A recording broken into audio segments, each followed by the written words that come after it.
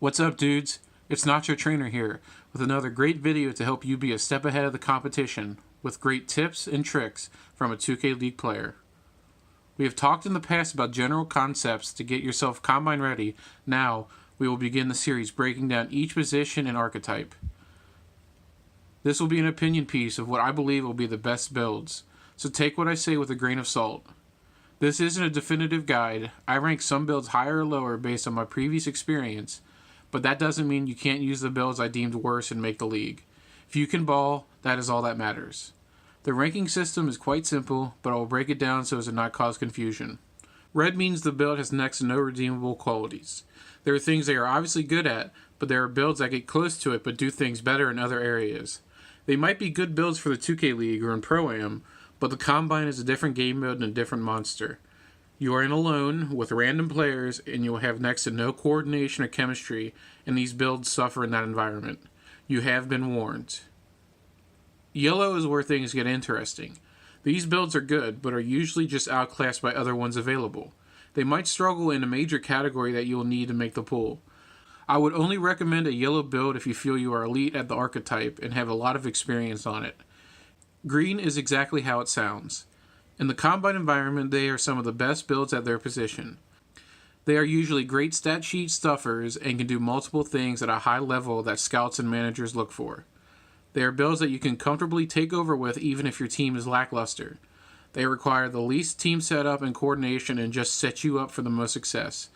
These are the builds I would highly recommend for every player to use for the Combine. Now that we have explained the rating system, let's jump right in. The small forward position is the do-all be-all for the team. You need to be able to rebound, score, pass, and play team defense at all a very good level. You are going to need to know when to crash and when to leak, when you need to defer or to take over. The builds of the small forward are easily the most awkward this year, and with all of them including some kind of defense in their primary and secondary. I'm going to help you navigate these builds to best understand them. These numbers shown are just a good baseline to have. I don't know specifically how the Combine will play, but the numbers should decrease a little from last year's numbers because of the increase in defensive builds and overall gameplay. Let me give you some tips on what to use and what to avoid. So just like at shooting guard, there is a pure lock at the small forward position, but I believe it is an even worse build at small forward than it is at shooting guard. As I mentioned in that video before, you will have some kind of defender on you at all times. You will be guarding a defender. That doesn't scream great offensive stats. You aren't going to out-rebound a pure glass very often, which will be in every game. This is just going to be a near copy-paste of the shooting guard video. You can't shoot threes reliably. You will hit maybe 3 out of 10 wide-open threes. The paint won't be open for you to attack, and you aren't guarding point guards, so your steals won't be as high as you'd wish. It's just not worth it, especially at the small forward position where scoring might be scarce. Use a build more focused on offense. The next build is an interesting one, the two-way playmaker. This build is easily the scariest build in transition of every build and position in the Combine. You will be lifting off and putting on a show, but is that show going to get you in the league? The quick answer to that is it could, but the build has some serious flaws. The shooting isn't there from three-point and mid-range. It can hit, but it's not very consistently. You need to have some consistency somewhere outside of the paint, but this build doesn't have any. It struggles without the ball, and that is a problem in the Combine where the point guards bring up the ball and you aren't running the preset offense.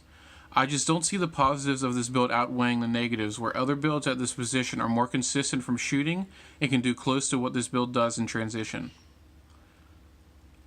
So I got a thing for shot creators, so this next build intrigues me, the two-way shot creator. I think this is the most rounded build in the league build.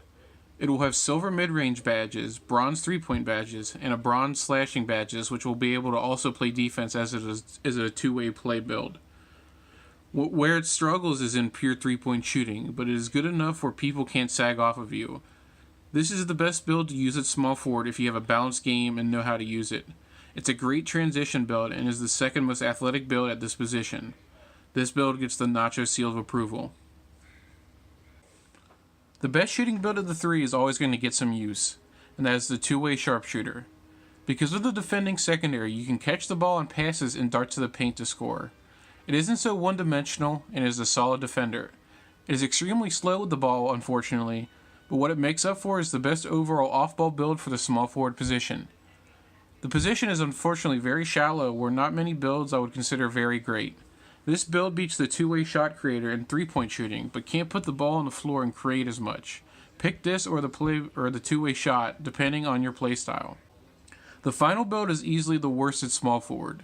It's a defending primary build with a sharp secondary, which isn't bad, but it's just not great at anything. You will be a lot guarding the small forward, decent shooting, and decent at everything else.